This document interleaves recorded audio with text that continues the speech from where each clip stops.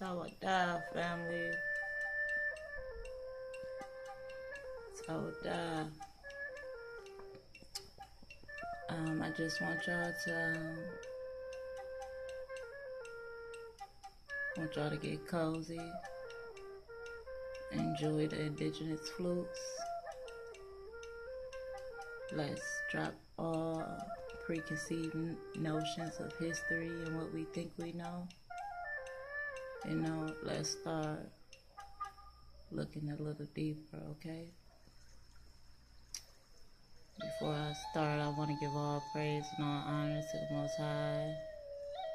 Most High power of Israel. Hey, hey, wow, wow, wow, wow. And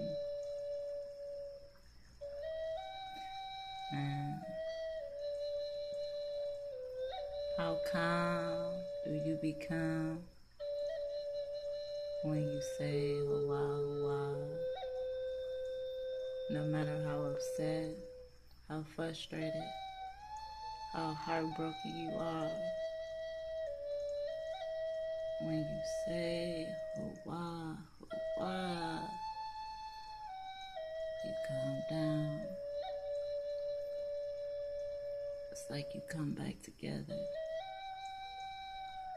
Like you scattered and you come back together. Excuse me, y'all, but I just want to thank everybody for tuning in. So I appreciate y'all going down this rabbit hole with me. Let's take a look, okay?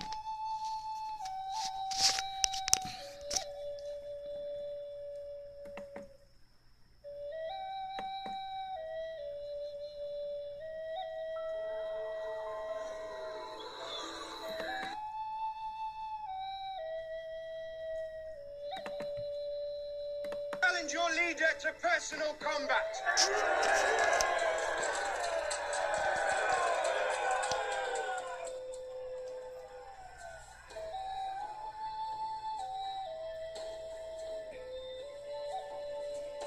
This is in Britain. This is the movie Dragonheart.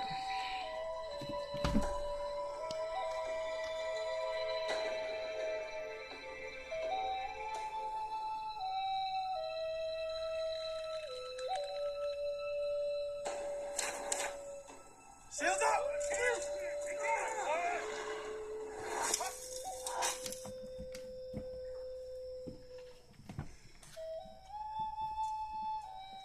Have we got the side of a barn? Maybe they can hit that.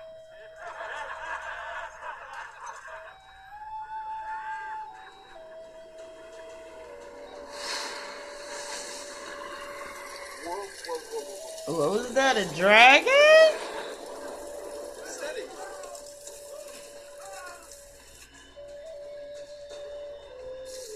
No way!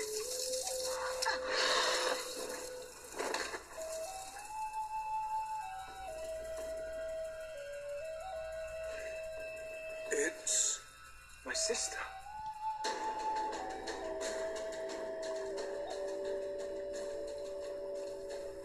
Hello, brother. Shall we talk?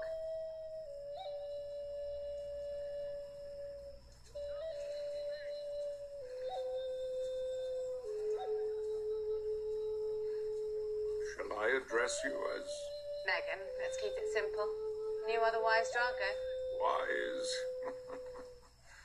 I expected you to have the same opinion of dragons as your brother does.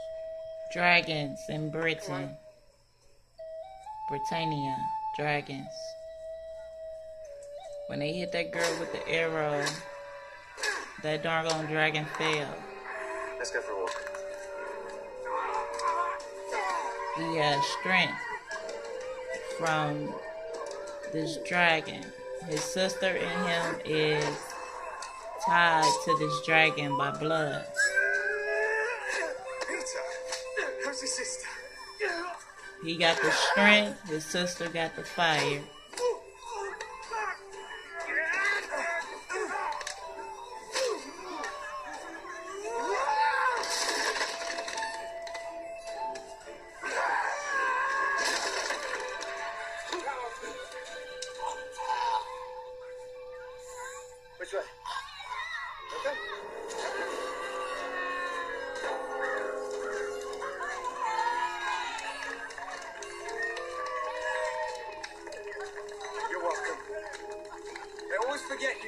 to take me down.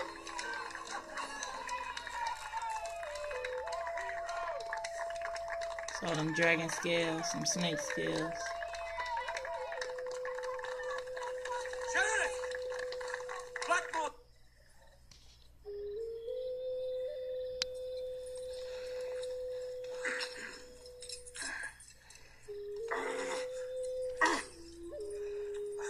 You see the dragon shape in the stars? Draco, the eternal resting ground for dragons who are worthy.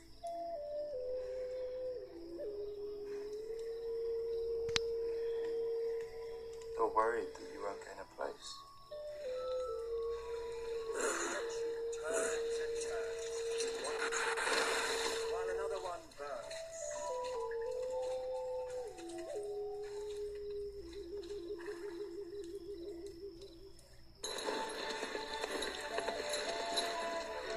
Your grandfather surveyed the kingdom from the air. Let me give you a ride. It's faster. We can use the time to better understand the bond between us. I'll take my The chances bond on the between ground, us. thanks. You have a blood bond. You inherited a gift, a dragon heart's power. The gift is mine now. What to save this from? Together. Dragonheart, Battle for the Heartfire on Blu-ray June 13th. The power.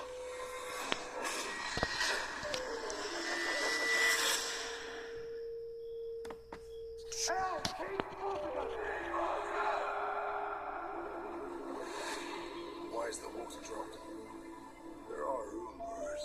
The legend of the sword of a king other than yourself. Find him.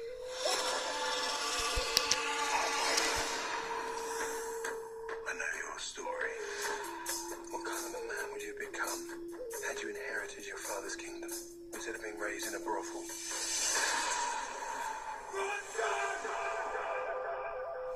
What gave you such drive?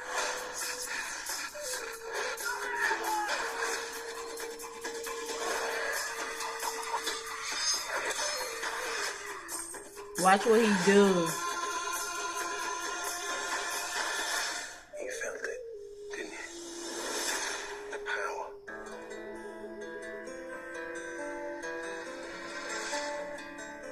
It was for See that? The eagle and the snake. But what you can account for is what you can do with this sword. Is what you can do with this sword.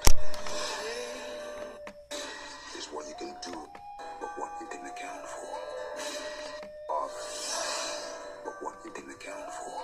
I'm sorry. Is what you can do. Let's take it back. It was Y'all see that? who murdered your father. But what you can account for is what you can do with this sword. You need to be careful. His power is increasing. When people fear you, it is the most intoxicating sensation a man can possess. You're starting to mean something. You're no longer a myth.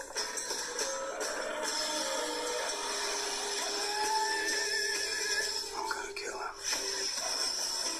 Everybody say! You wanted the prophecy. Raise that sword. Saw that? He was roaring like a lion.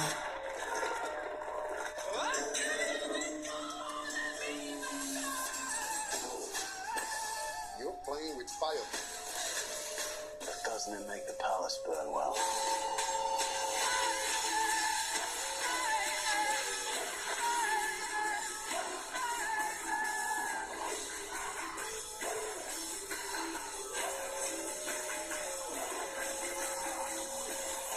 There's the king.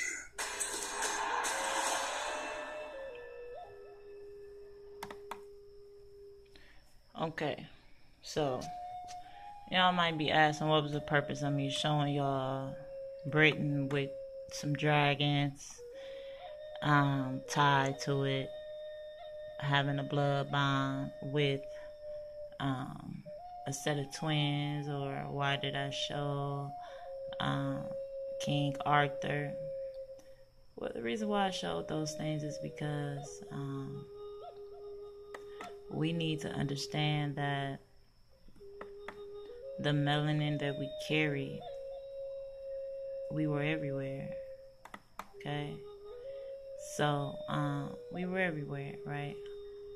So we're gonna get into this King Drop video that he has, his latest one. The Negros in Northwest Africa, a Maxim, Atlantis, are American / a more perspective, right? So let's get into it. We at the 1643 mark, okay? Much hype to the king. They're degrees and stuff.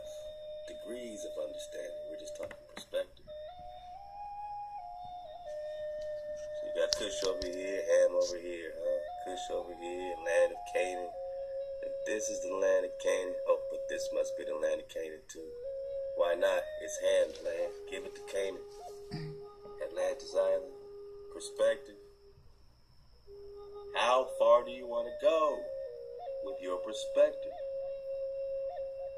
I mean, you want to just kick it here? You want to stay right there? Because the Most High can really boogie boom when it deals with perspective. How much do you want to conquer? How much of our land do you want for Ham and Kush? Are you gonna slice all this off for Ham and Kush? How far are you gonna go? I mean, we're just talking about, basic perspective.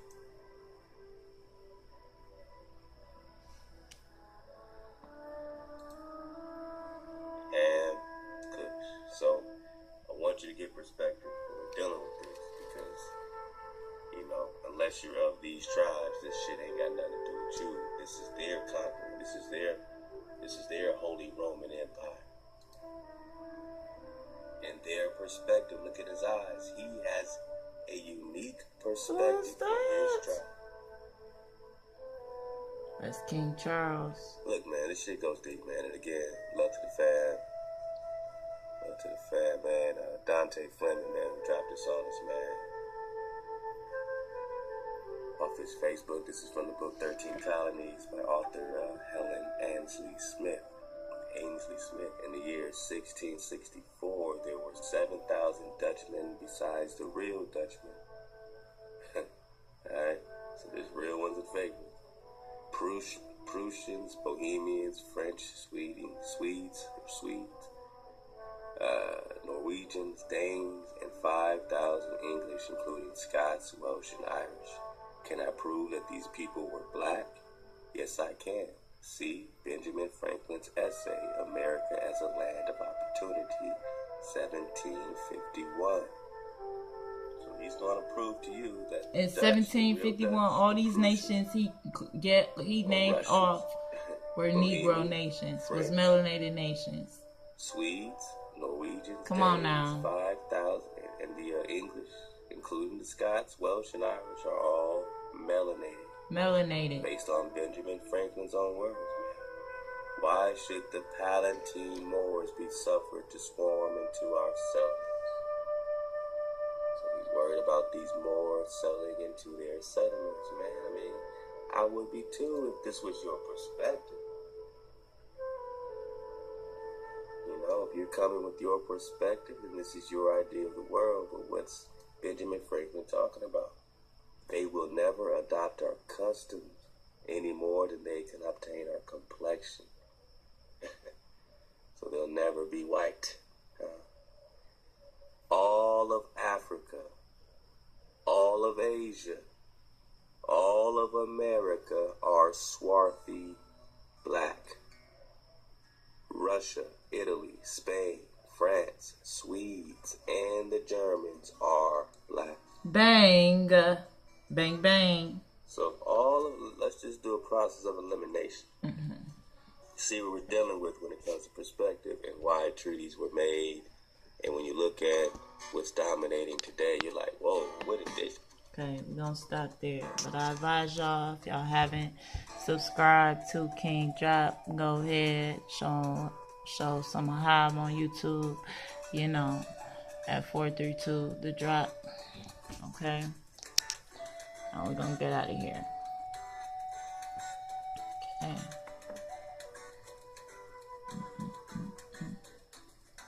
So I was doing some research and everything, and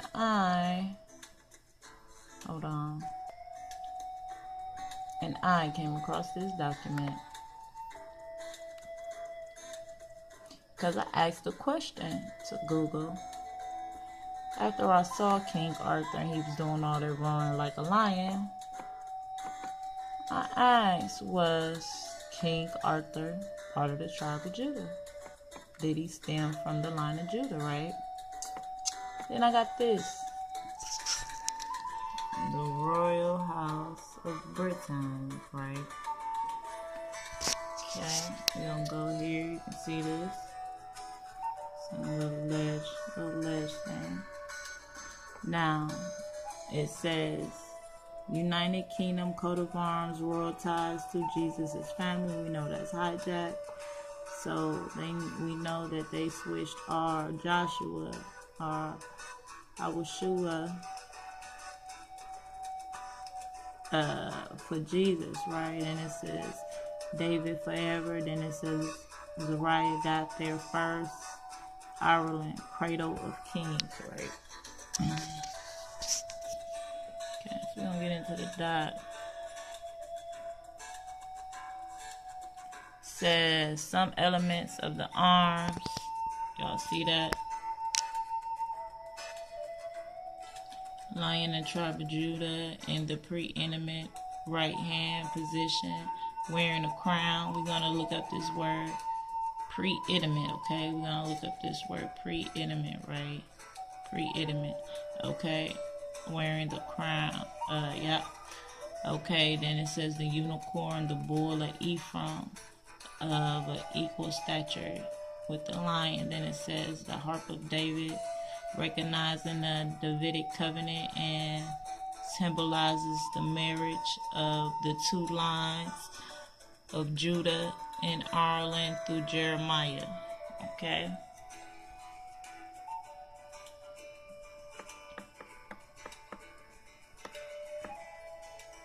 Says, okay. It says there is an amazing connection between Jesus and the Britons are many the traditions surrounding the Glastonbury make it certain that Jesus spent much time there. Hold on. Now they got Jesus in Britain. We was just reading how they had Jesus over here in the New World. So Jesus just everywhere. You know what I'm saying? This nigga's supposed to be dead and he's everywhere. He kicking it. Okay. God has been grooming the Britons all through history. It says from the arrival of Brutus in 1103 BC, Jeremiah in Ireland in 583 BC, it says the Druid Hebrew priests, it says the megalith builders of prehistory, and the endless wave of Celts and Scythians that migrated to that area. I think we can conclude that Britain has a part in Hawaii's plan. It says in another place, I'll be offering evidence of the family ties of the Britain royalty to the Roman royalty. Aha.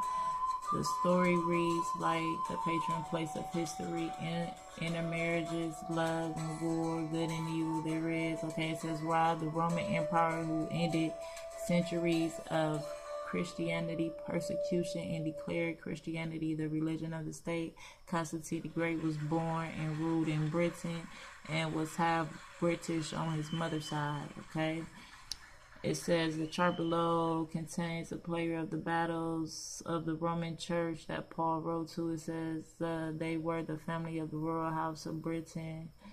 Okay, it says the Wells, King quartered in. Okay, in Rome. Okay, it says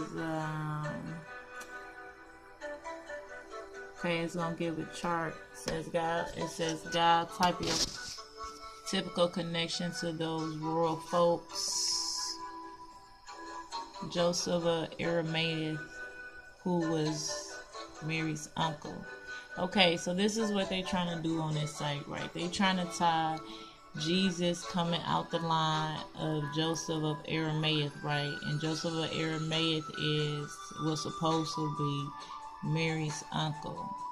And it says he was Jesus, which we know is not Jesus, but great uncle and guardian after Joseph the carpenter died. Now, where do it ever states that this man died? Says somewhat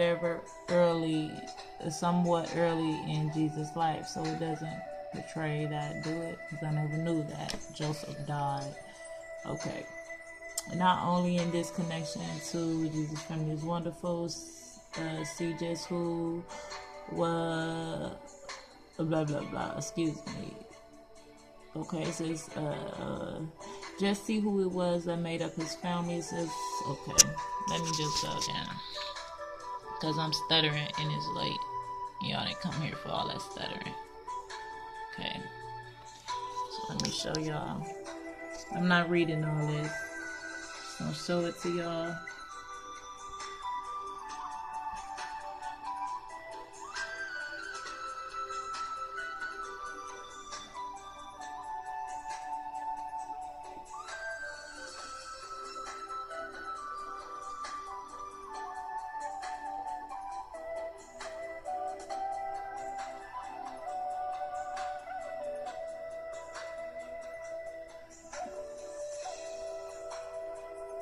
It says Royal Christian Dynasty of Ancient Britain. Okay, so if they talking about Christian, then we are talking about oh my goodness, what's the word? Come on, it's right on the tip of my tongue. We're talking about a king who is known for wise counsel. You know what I'm saying? We're not talking about the regular Christians. Oh, and I can't even think of. Hold on, it's gonna come to me. Ways of old and wise counsel. Nestor. I'm talking about Nestorian. Okay, so this is supposed to be the quote unquote Nestorian, the royal Nestorian dynasty of ancient Britain. Okay, but look who's on there. You know what I'm saying? Bell the Great, come on now. So, gotta show it to y'all.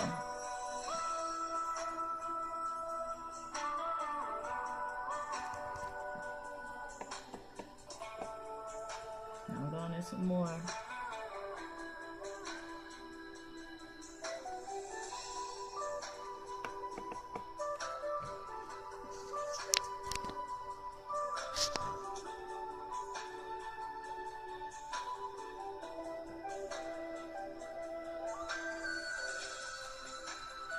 See, Constantinius II, the Byzantine Empire. So we are talking about Nestorians. You know what I'm saying? We're not talking about regular ass Christians. Okay. Then it says Saint Paul replaces the Temple of Diana. The Temple of Diana is the Temple of Isis. Why would Paul be replacing that? To see people worship Paul. You know what I'm saying? Okay, let's continue with the document. Okay, it says Mission Impossible. Mission Impossible. It says God makes two kinds of promises in the Bible, conditional and unconditional. He promised Israel blessings for keeping his law. He promised Jeroboam a dynasty for keeping his law. These were conditional promises. However, God gave no conditions when he told Abraham that he would be the father of many nations. and kings would come from him. Genesis 17:4 and 6. Likewise, when he said that the heir would come out of Sarah, God put no conditions on his word. He spoke it as though it would be fact. It says this is also the case when God talks to David, when Hawa talks to David in 2 Samuel 7:16. It says David is promised unconditionally that his bloodline would never run out. Hawa also said that David's kingdom and throne would go on forever. David had no say in the matter. He couldn't do anything to hasten or to stop these events from occurring. Hawa didn't give David a choice. He just said that those things would come to pass, and the whole passage of verse 10 and on doesn't seem to make any sense. Cool. Okay, before we go any further, let's go to homology. Before we go there, let's go here. Conditional, right? Conditional.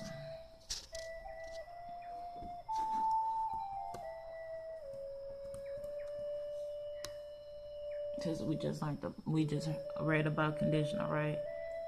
And position containing subject to or depending on a condition or conditions not suitable, made, or allowed on certain terms, right? So this is condition. So unconditional will mean that it won't be an imposing, it won't be containing, it won't be subject, well, it probably will be subject to, or depending on a condition or conditions is not suitable, made. Okay, now let's go down. Hold on. Going down without me, that's kind of not fair. Okay, because it's a noun. Okay, in grammar, it's a noun. It says multitudes or other category used in expressing conditions, often corresponding to the English verb phrase beginning with would. Okay, condition. So it says the promises that were made. Now let's put unconditioned. Just see what we get. Okay, here we go. Come on, computer, you like it funny. Okay. Unconditional. Not limited by conditions. Absolute, right? So, what the Most High told David, it was absolute. It was no conditions, right? There's no conditions on David that a king will reign on his throne forever, right?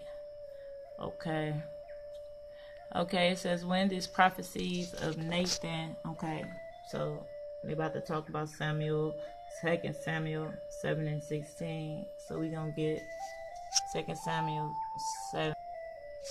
Okay, you can't see that, but I'll read it. 2 Samuel 7, chapter 7, verse 16. And it says, "In thy house and thy kingdom shall be established forever before thee. Thy throne shall be established forever." According, and I'm going to read 17, according to all of these works and according to all this version, so did Nathan, this vision, so did Nathan speak unto David, right? So, he said that he will have a king on his throne forever, right? Forever, right? Okay, but it says, okay, it gave him the prophecy of Nathan was given since Israel was at peace with everyone. In fact, David ruled from the Euphrates to the Nile. There was peace, prosperity. The Israelites had finally settled down in one place and united as a nation under Hawa and David. Well, then how Can Nathan come and say that Hawa was appointed a place for Israel? He would plant them in that place from which they move no more and be free from their old enemies. Were they in their own place? Weren't they at peace with their enemies? And who was thinking of moving? We can come to see these questions in verse 11 and verse 13 don't look as unusual. Okay, so let's go to verse 11 and 13. Okay, chapter 7, verse 11. And as since the time that I commanded judges to be over my people Israel, and have caused thee to rest from all thy enemies, also Hawa telleth thee that he will make thee an house. And when thy days be fulfilled, and thou shalt sleep with thy fathers, I will set up thy seed after thee, which shall proceed out of thy own body, and I will establish his kingdom.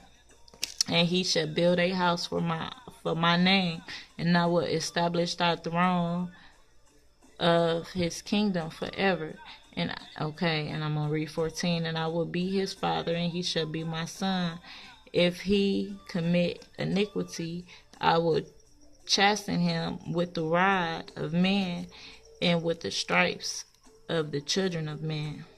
But my mercy, this is 15, but my mercy shall not depart away from him, as I took it from Saul, whom I put away before thee. Okay, and then 16, and thy house and thy kingdom shall be established forever before thee, and thy throne shall be established forever. Okay. So he has a misinterpretation of the scripture, because he talking about that doesn't give evidence of that his rule and that his throne will go on. Okay, it says David will make a house. Okay, a dynasty. Will make a dynasty. Okay. It says let's go a little further in establishing the impossibility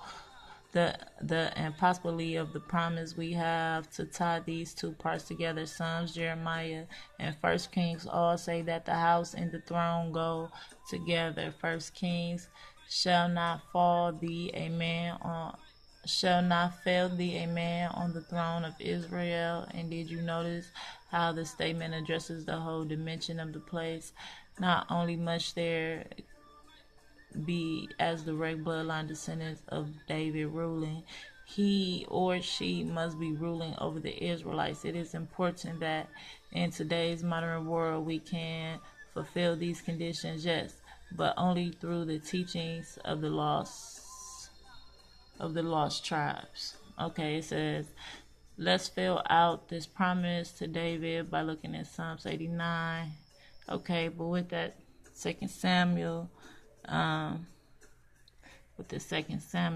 7 and 16, I'm going to read the precepts. Okay, give me 1 second. Okay, so the first one we're going to go to is Psalms 2 and 2. It says, we're going to start from, but it says Christ the King is coming. But we in the context of David, right? And David lineage, right? They keep trying to inject Christ in there, but we know better than that. We dodge all hijacks, okay? It says, why do the nations rage and the people imagine a vain thing? The kings of the earth set themselves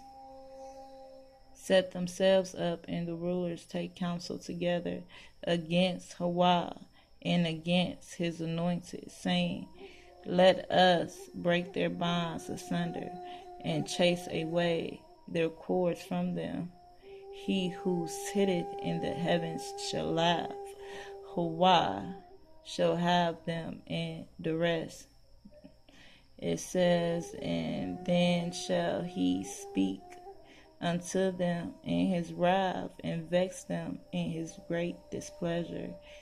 Yet have I set my king upon my holy hill of Zion. I will declare a decree, okay? So we read Psalms, chapter 2, verse 2. Now we're going to go to Genesis 3:15, okay? Okay. It says, and I will put enmity between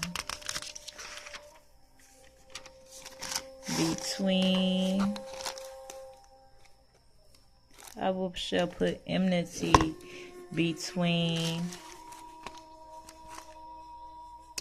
thee and the woman, and I will put thy seed in between thy seed and her seed. He shall bruise thy head, and thou shalt bruise his heel. Okay. Now let's go to the next one, which is Acts 11:1 and 11. Okay. It says, who also says, ye men of Galilee, who stands ye gazing up into the heavens, thus same Jesus, who is taken up from ye unto the heaven, shall come in like manner as ye have seen him go into the heavens, right? So this is really trying to like nail it in that Jesus came from the line of David, right? But I wish I had time to read all of this, right? But we're gonna stroll down to another one. Okay, because here it talks about Zerah, right? The Zerah line is ruling all across the northern Mediterranean by the time they got colonies in Spain, Ireland, and Britain. But the throne of David is not in those places. It is in Jerusalem, right? It's in Jerusalem, and the male bloodline has been cut off, but not the females, who while allowed the daughters to inherit when no male heir were available. So Jeremiah takes the king's 2 daughters and leaves for Ireland, okay? He drops off 1 daughter in Spain and then marries the Pharez Judah daughter to daughter of Zedekiah to the Zerah Judah High King of Ireland. The Zerah Judah High King of Ireland, right? That Jeremiah gave Zedekiah's daughter to. Now this is Judah's other son, right? If you go up here, it says that. Okay, let's read this. It says, when Joseph dies, the tribe of Ephraim will be the preeminent tribe of the nation, but will accede to Judah in being king. As soon as Joseph dies in Egypt, someone from the tribe of Judah will take the rulership under Pharaoh. This person will be from the Zerah family of Judah. He was firstborn. Well, actually, he wasn't firstborn because he had 2 older brothers. He had E-R, and Onan, O-N-A-N, Anan. And the Most High killed both of those sons.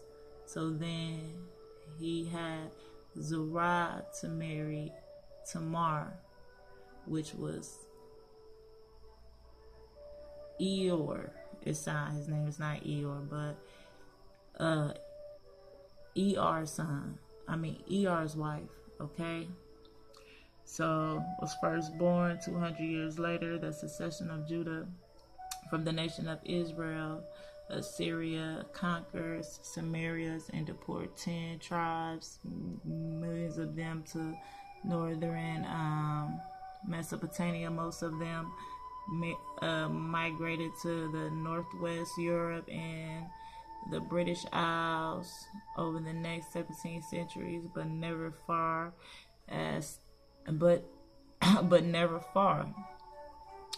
We still have a Judite king in Jerusalem named Zedekiah. Oops, here it comes, Nebuchadnezzar. He conquers Judah. He kills Zedekiah's sons and carries Zedekiah and 95% of his people to Babylon. The line is cut. What about the Davidic covenant? Okay, what about the Davidic covenant? So now we're going to look into Zerah, right? So I don't want y'all just to believe me.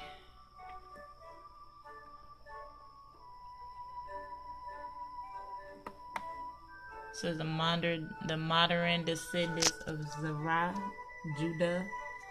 Okay, it's not what I'm looking for, but it's something. You know what I'm saying?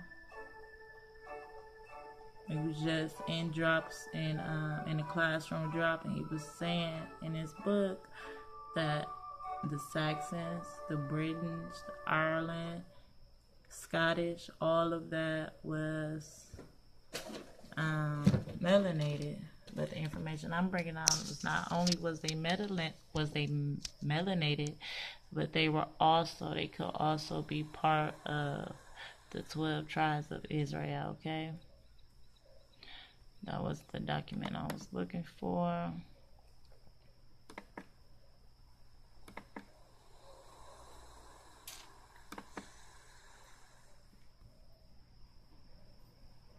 I got a lot of tabs up. Give me 1 second. Okay. That's when I was doing King Arthur. Okay, here we go. Okay. Y'all can look at this. Okay.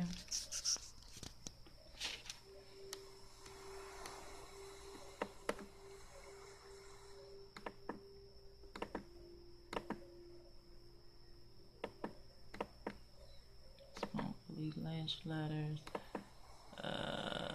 Okay, here we go, right? So much, I truly apologize for me running through and it's not being more organized. Okay, I'll let y'all read this. Okay.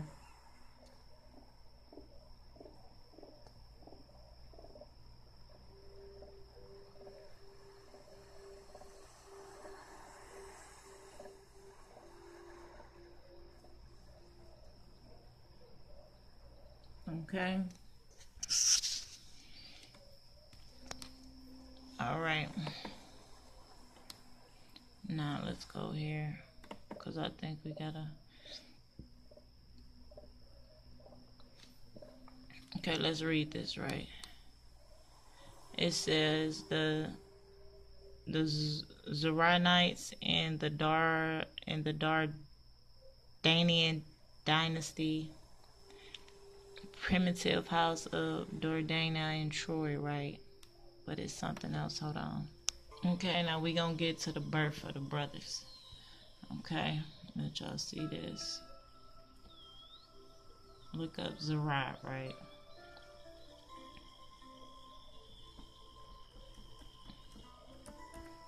Here goes some verses about Zerah.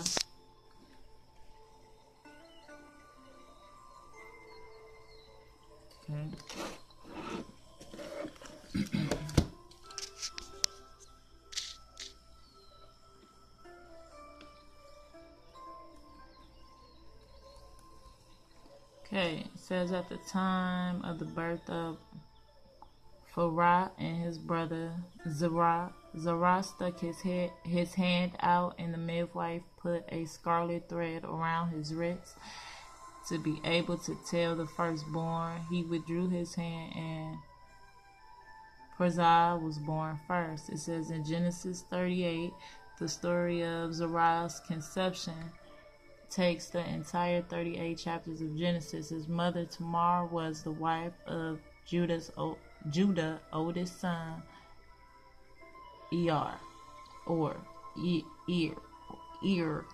He died without giving her any children. Judah required his next eldest son, Pt.1 would keep Ariel's line alive by her. Pt.1, however, spilled his semen on the ground. He did this repeatedly to prevent her from conceiving. As a result of his sin in Hawaii's eyes, Hawaii killed him, just as he killed his oldest brother. As the custom of the time required, Judah promised that his son Salah, when he was old enough, would do the family duty by her. But when Salah was old enough, Judah blocked, whatever. It says by this, I can barely see the word. It says by this time, Judah was widowed, so Tamar was cunning and sat at the gate of the city. When Judah arrived, playing the role of the temple prostitute, having compromised Judah in this fashion, she tricked him into leaving his stagnant as a pledge for her fee. So when she conceived, she was called out as an immortal woman to be stoned. She showed Judah's signet ring and revealed that the man to whom this ring belongs to is the father. Tamar had fooled Judah by remaining veiled in the transaction. Judah, seeing the justice in the outcome, acknowledged that he was the man. He could not deny it. And he declared that she was more righteous than he. So she bore twin sons by Judah and delivered. Zerah put his hand out of the womb in the midwife tied a red string around it, and to keep track of the firstborn. However, his brother Perez, that's wrong, okay, broke through ahead of Zerah and was firstborn, became the father of the Dordai, or the Dora, which was the Doranians, which name Dora is says to be found in attributes of the stirring from Doran to Zeus. So is this where they get their Zeus? They Zeus mythos from? The similarities of the names Zerah and Zeus is noteworthy in the context. Interestingly, the rather human moral, okay, Pt.1, okay. You can go there. You can go to this site, www.genie.com, okay, and it's talk about Zerah, okay. It's also another one that talks about his brother, because there's one on them both of them, right? That's where it's at. Okay. Let's go to Perez.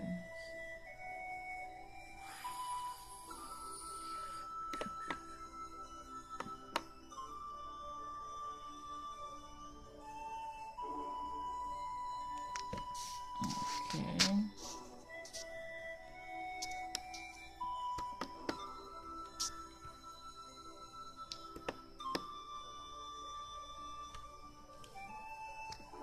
I'm not gonna read all this, but I will show y'all as soon as I get my camera right.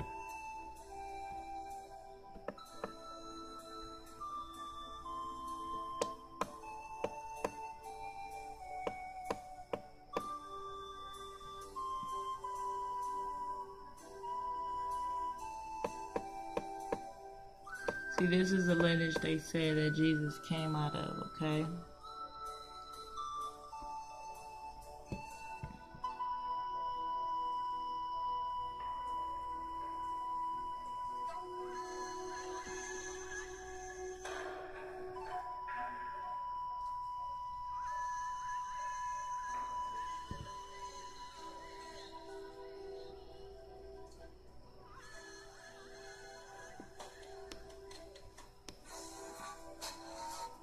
Gotta be careful the hijacks, people.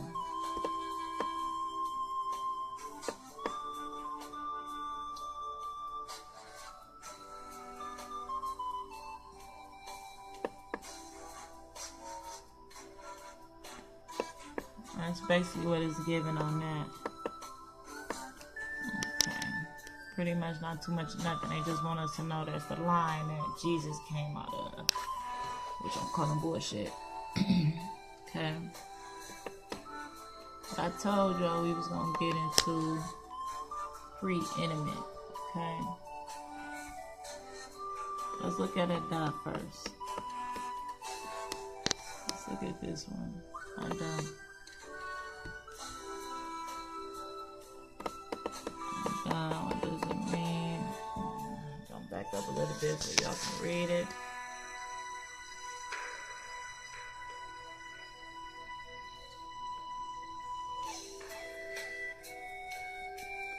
Okay. I do.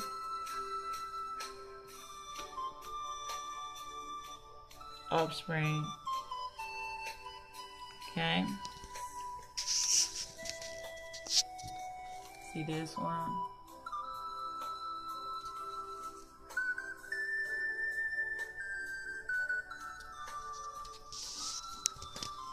IDN. IDN.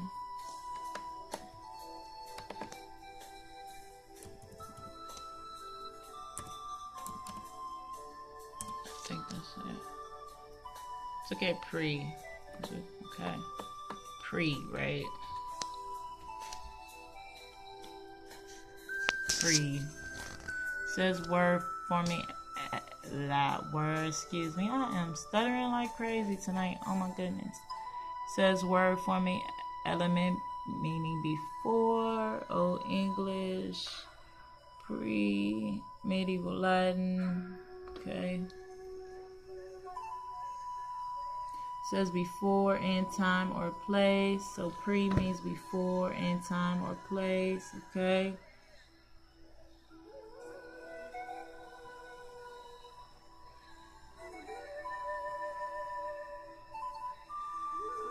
Para thereupon. At before. At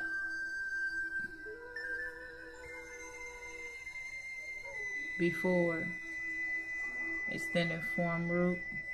Forward. Hence. Beyond. And. In front of. Before.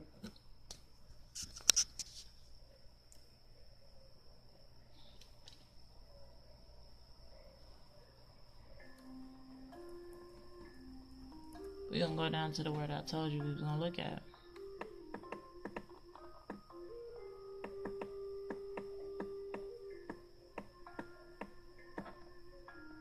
Pre-intimate.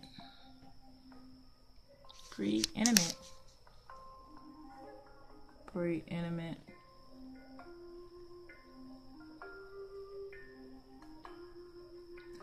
What does it mean? Pre-intimate means what? To transcend, to excel, literally to project forward, to rise above. Okay, pre-intimate.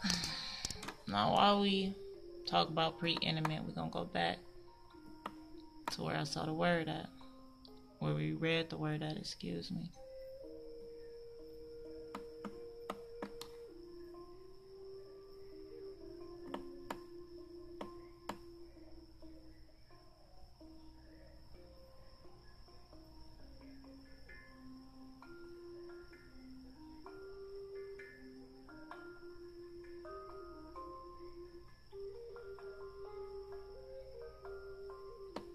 Excuse me, family, I'm looking for the word.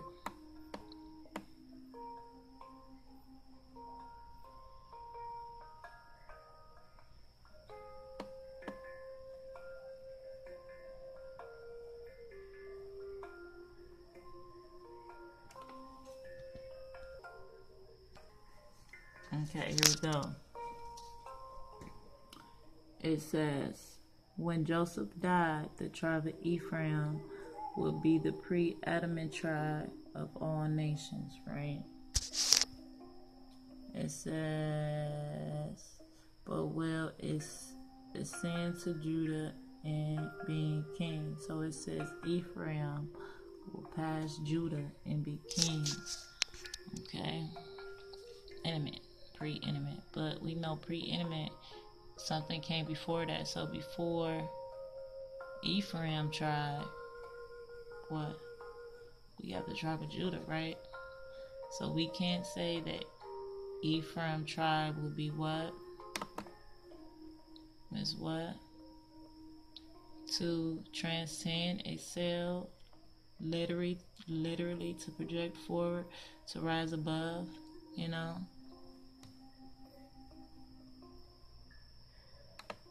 That the covenant for us was unconditional. Okay. It's unconditional for us. Right? What's this? What happened? Okay, I looked this up. I said, what was the name that Pharaoh gave Joseph? Because he keep talking about when Joseph died, right? Zephaniah, right?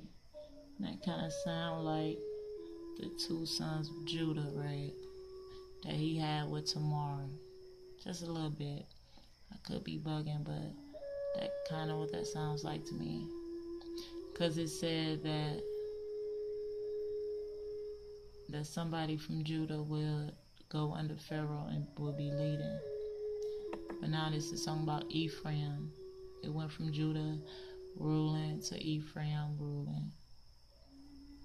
Let me see if I can find a duck. I hope I didn't.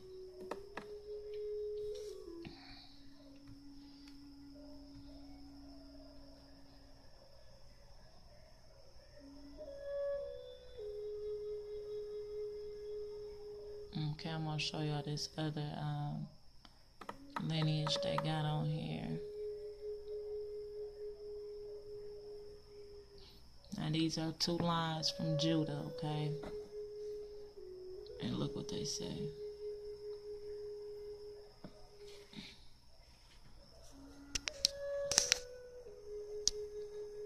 See where they put Levi and Aaron. You see where they put in David.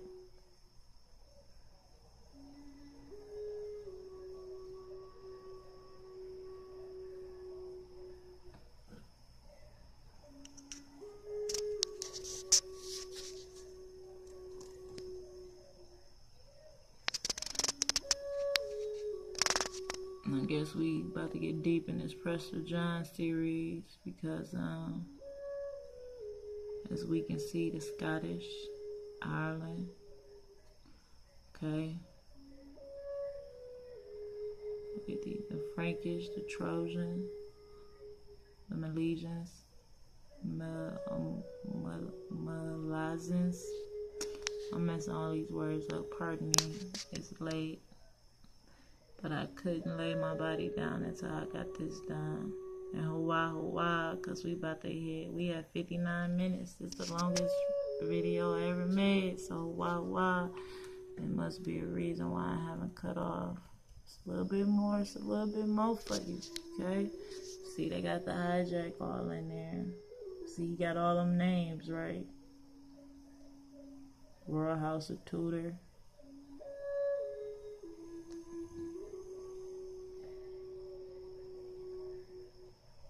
The Royal House of Windsor. That's George Bush line, ain't it?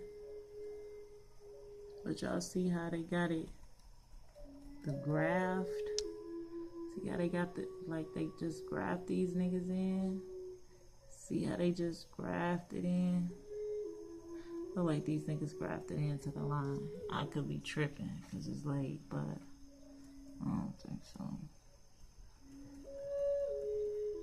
Okay, so look at this. And the Scythians, right? I advise y'all to go to this site and check this out. This was pretty neat. Just gonna let y'all read it. I'm not going to read it.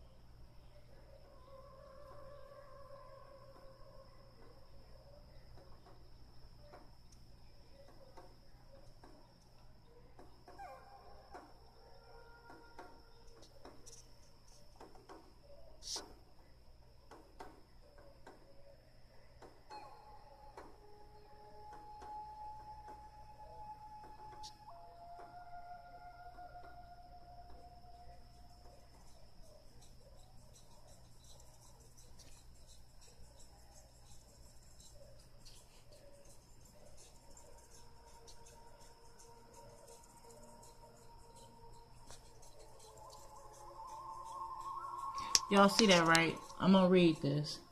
Okay.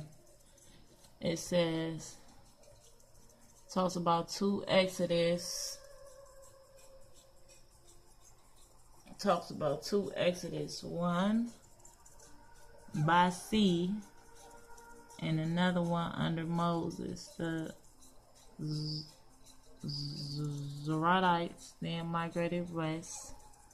Okay. Arrived in Spain and Ireland near 600 to 700 BC. The famous Trojan or Zephyrnites Butis landed in Britain in 1103. Okay, now we're back where we started. I was reading earlier. Okay.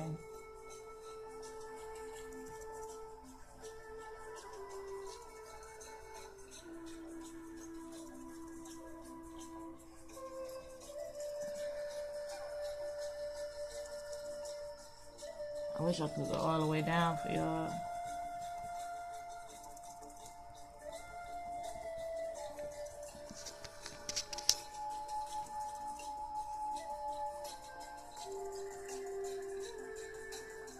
Read and ask yourself, is it true?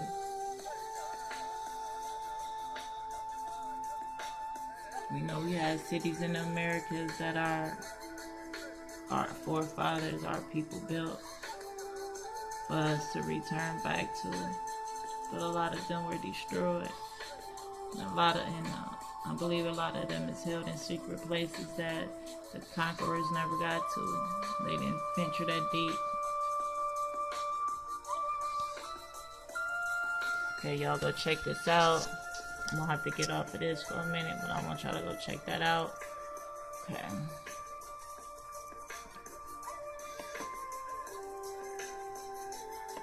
I want to talk about Willie Lynch letters, right?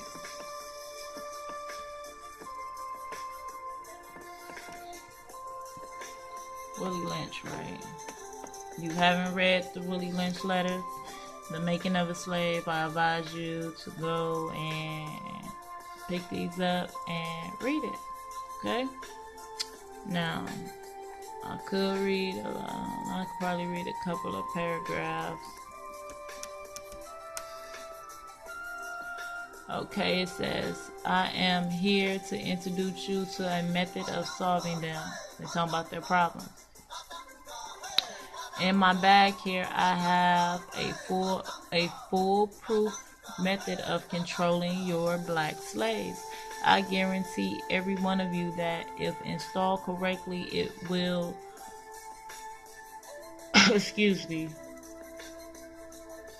it will control the slave for at least 300 years. My method is simple. Any member of the family or your overseer can use it.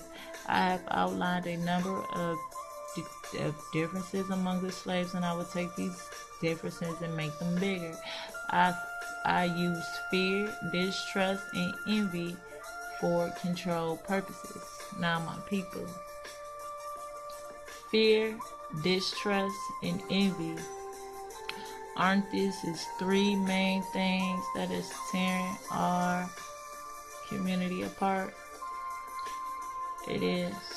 These methods have worked on my modest plantation in the West Indies, and it will work through the South. It says, take this simple little list of differences and think about them. On top of this, add age, intelligence, size, sex, size of the plantation, the status, the attitude of the owners. Okay? It says distrust is stronger than trust, and envy is stronger than respect or admiration. Okay, it say the black slaves after receiving indoctrination should carry on and will become self-refueling and generating for years, for hundreds of years to come, maybe thousands. Don't forget, you must pitch the old black man versus the young black man. The young black man against the old black man. You must use the dark-skinned slaves versus the light-skinned slaves, and the light skin against the dark skin. You must use female versus male and male versus female. You must also have white servants and overseers okay, who distrust all blacks. But it is necessary that your slaves trust and depend on us. They must love, respect, and trust only us. Gentlemen, these kits are your keys to control. Use them. Have your wives and your children use them. Never miss the opportunity. If used intensively for 1 year, the slaves themselves will remain perpetually distrustful. Okay? Perpetually distrustful. Okay. Also speaks about, just gonna get a couple of points. Okay. It says, cardinal principle of making a slave. It says, for fear that our future generations may not understand the principle of breaking both the beast together with the Negro and the horse, we understand the short range planning, economics, results, and periodic economy chaos, so that to avoid turmoil in the economy, it requires us to have breadth in depth, long range, comprehensive planning. Okay, it says both horse and the Negro are no good to the economy in the wild or the natural state. Both must be broken and tied together for orderly production, for orderly future. Special and particular attention must be paid to the female and the youngest offspring. Both must be crossbred to produce a variety of divisions of labor. Both must be taught to respond to particular new language. Psychological and physical instruction of containment must be created for both. We hail the 6th cardinal principle as truth and to be self-evident based on following the discourse concerning the economics of breaking and trying the horse and the Negro together, all exclusive of 6 principles is laid down above. Okay, we're gonna go down. Okay, it's your boy Willie Lynch and the Breaking Up Slave. Says there are dangers near the family house, and it is required too much labor to watch them always from the house. Above all, you cannot get them to work in their natural state. Hence, both the horse and the nigger must be broken.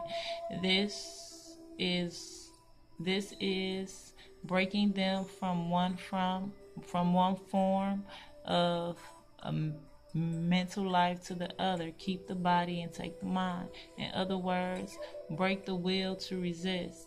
Now, the breaking process is the same for both horse and Negro, only slightly varying in degrees, but as we said before, there is no art in long-range economy planning. We must keep our eyes and our thoughts on the female and the offspring of the horse and the Negro.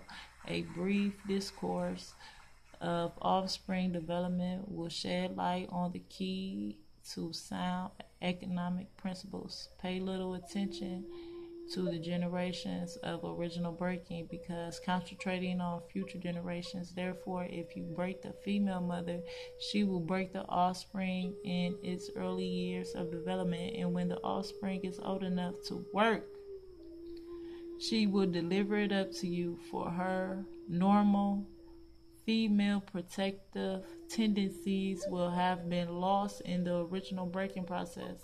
For example, take the case of the wild stud.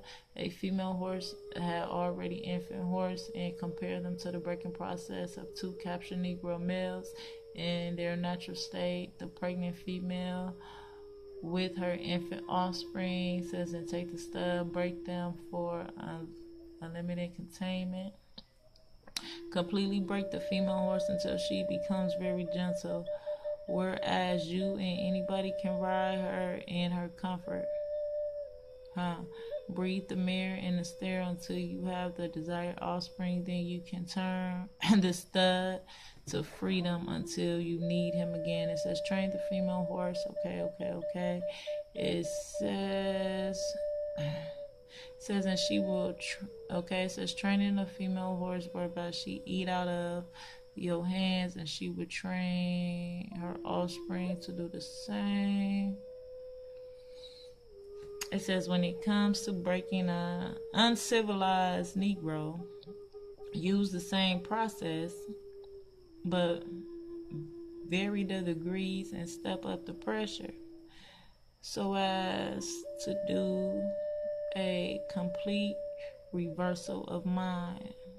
Take the meanest and the most restless Negro, strip him of his clothes in front of the remaining male Negroes and females and infants, tear and feather him, tie each leg to a different horse facing in the opposite position, then set him afire and beat both of the horses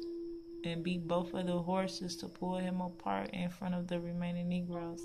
The next step is to take a bull whip and beat the remaining Negro males to the point of death in front of the female and the infant. Do not kill him, but put the fear of God in him, for he can be used for future breeding. Okay, here we go. Breaking the process of the autochthonous woman. Take a female and run a series of tests on her to see if she will submit to your desire willingly. Test her in every way, because she is the most important factor of good economics. You hear that? The woman, us, we are the important factor of good economics. If she shows any signs of resistance and submitting completely to your will, do not hesitate to use the bull whip, or what they call the cat of nine tails, on her to extend the last little bit of black off of her. Take care. Do not kill her, for in doing so, you'll spoil good economics. When in complete submission, she will train her offspring in the early years to submit to the labor when they become of age. Understanding is the best thing. Therefore, we shall go deeper into the area of the subject matter concerning what we have produced here in this breaking process of the female Negro. We have reversed the relationships. In a natural, uncivilized state, she would have a strong dependency on the uncivilized Negro man, and she would have a limited protection tendency toward her independent male offspring, and will raise her male offspring to be dependent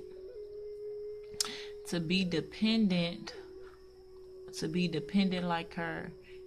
Nature has provided for this type of balance.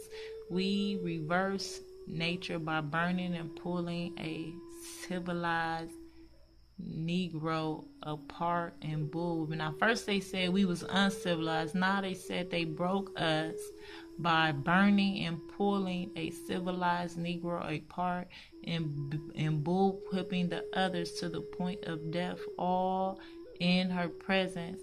By her being left alone and unprotected with the male image destroyed, the ordeal causes her to move from her psychologically dependent state to a frozen independent state. And in the frozen psychological state of independence, she will raise her male and her female offspring in reversed roles. For fear of her young male's life, she will psychologically train him to be mentally weak and dependent, but physically strong, because she has become psychologically independent, and she will train her female offspring to be psychologically independent. What have you got? Have you gotten the Negro women? And what have you got? You got the Negro women woman out front and the Negro man behind and scared. This is the perfect situation of sound sleep and economics. So they can sleep good at night knowing that our whole family structure is fucked up and backwards and in reverse. How our man can't lead, and when they try to lead, they lead it from behind. And we think we have to carry this independent male role instead of being soft and sweet, independent on our man and telling them we need them. But when we tell y'all that we need y'all, you take that as, oh, we trying to get your money, or we gold diggers. If we telling you we need you as a man to step up and be there, you can't say you want to be with somebody or you love this woman and you want to be in her life, but you're not doing what a man is supposed to do. That is foolishness. But see, that's what I'm reading. Because what I'm reading is how they completely mind fucked us. Okay? Mind fucked us. Okay? But I digress. Let's go on. It says, this is the perfect situation for a sound sleep in economics. Before the breaking process, we had to, okay, the guard at all times. We need to sleep, okay? So they had an alert guard at all times. It says, now we can sleep soundly, for out of the frozen fear, his woman stands guard for us. He cannot get past her early slave molding process. He is a good tool. Okay, I'm gonna talk about the Negro marriage. We gonna get past that. Okay, the Negro marriage, it says we breed 2 Negro males with 2 female Negroes. Then we take the Negro males away from them and keep them moving and working, saying one Negro female bears a girl and the other one bears a boy. Both Negro females being without influence of the Negro male image, frozen with independence psychologically, will raise their offspring into reverse positions. The one with the female offspring will teach her to be like herself, independent and negotiable. And the other one with the Negro will be frozen, subconsciously feared for his life, will raise him to be mentally dependent and weak, but physically strong. In other words, the body over the mind. Now, few offsprings become fertile in a early reproduction. We will mate them and breed them and continue the cycle. This is good, sound, and long-range comprehensive planning. Okay. Okay, furthermore, we talked about paying particular attention to the female savage and her offspring for orderly future planning. Then, more recently, we stated that by reversing the positions of the male and the female savage, we created the orbit and cycle that turns on its own axis forever unless a phenomenon occurs in a reshifts positions of the male and the female savages. Let me read that again. It says, we talked about paying particular attention to the female and her offspring, orderly future planning. Then more recently, we stated that by reversing the position of the male and the female Negroes, we created an orbiting cycle that turns on its own axis, like they say the globe do. But is this globe the matrix that they got you in? Is mind fuck, because that's the only axis I see forever unless a phenomena occurs. What phenomena would that be? What kind of phenomena will have to happen for you to snap out this bullshit and realize you ain't in your right road? Okay, a phenomena occur. I'm gonna get close. It says phenomena occurs in reshifts the position of the male and the female savage. Our experts warned, alert, warned us us about the possibilities of this phenomenon occurring, for they said that the mind has a strong drive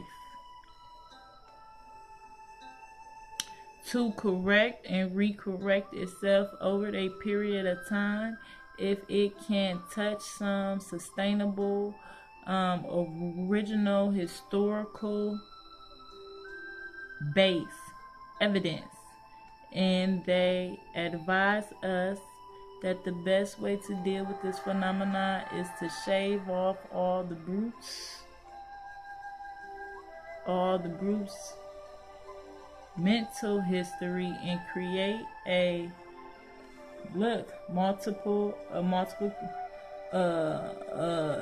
to create multiple delusions, multiple phenomena of illusion, so that each illusion will twirl in its own orbit. Okay, will twirl in its own orbit. It says sometimes similar to a floating ball in the vacuum. The creation of the multiplicity of the phenomenon of illusions entails the principle of crossbreeding the Negro and the horse, as we stated above. Okay, Willie Lynch letter. How to make a slave. Okay, how to make a slave.